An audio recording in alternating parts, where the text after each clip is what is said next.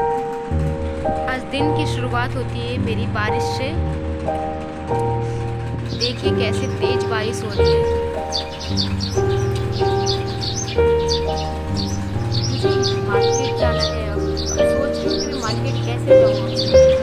आज लगता है मार्केट नहीं जा पाऊँगी। अपनी साड़ी के लिए लेस लाने जाना था मुझे। अब मैं सोच में डूबी हूँ कि अब मैं क्या करूँ।